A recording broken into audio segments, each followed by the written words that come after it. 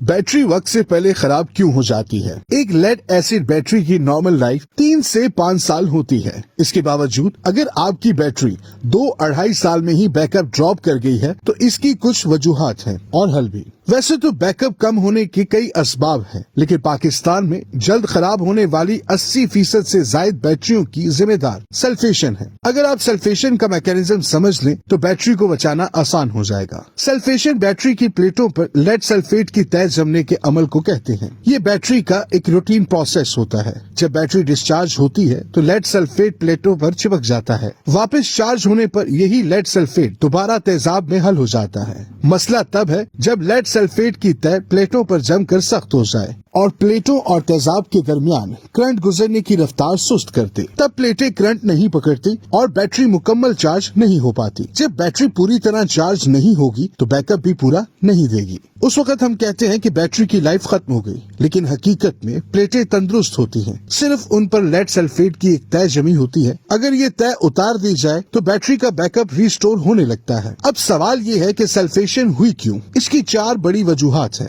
0 TDS के बजाय आम पानी का इस्तेमाल। लोग अक्सर बैटरी में आम नल वाला पानी डाल देते हैं। इस पानी में नमकियात मौजूद होते हैं जो सल्फेशन के अमल को तेज कर देते हैं। लेड सल्फेट प्लेटों पर जमता ज्यादा है और उतरता कम है। यूं बैटरी 1-2 सालों में ही बैकअप ड्रॉप कर जाती है। बैटरी में हमेशा किसी अच्छी कंपनी का बैटरी वाटर डालें जो डिस्टिल्ड और 0 TDS हो। बैटरी मुकम्मल चार्ज ना करना या शदीद डिस्चार्ज करना। मुकम्मल डिस्चार्ज के बाद अगर आप बैटरी को पूरी तरह चार्ज नहीं करेंगे तो प्लेटों पर लेड सल्फेट की तय जमी रह जाएगी और वक्त के साथ साथ सख्त होकर बैकअप कम कर देगी। ये मसला अमूमन कार या सोलर की बैटरियों के साथ होता है। कार कभी ज्यादा चलती है, कभी कम। इस तरह सूरज की तपिश भी मौसम के हिसाब से बदलती रहती है। सर्दियों में कई दफा 2-2 महीने बैटरी मुकम्मल चार्ज ही नहीं हो पाती और लेड सल्फेट को सख्त होने का मौका मिल जाता है। इससे बचने के लिए 2 काम करें। एक तो बैटरी को 20% से कम डिस्चार्ज ना करें। दूसरा, हर 2 हफ्ते बाद या कम से कम महीने में 1 दफा बैटरी को फुल चार्ज जरूर करें। बैटरी को ज्यादा दर्जा हरारत पर स्टोर करना। बैटरी को हमेशा रूम टेम्परेचर यानी 25 डिग्री सेंटीग्रेड या इससे कम पर ही स्टोर करें। अगर आपके घर बैटरी वाली जगह का दर्जा हरारत 35 डिग्री सेंटीग्रेड के लगभग है तो बैटरी का सेल्फ डिस्चार्ज डबल हो जाएगा और सल्फेशन इंतहाई तेज हो जाएगी। बैटरी का पानी वक्त पर चेक ना करना। जब बैटरी में तेजाब का लेवल कम हो जाए तो प्लेटें नंगी होकर खुश्क होने लगती हैं। जहाँ जहाँ लेड सल्फेट की तय जमी रह जाए वो मजीद सख्त होने लगती है। प्लेटों को जंग खाने लगता है।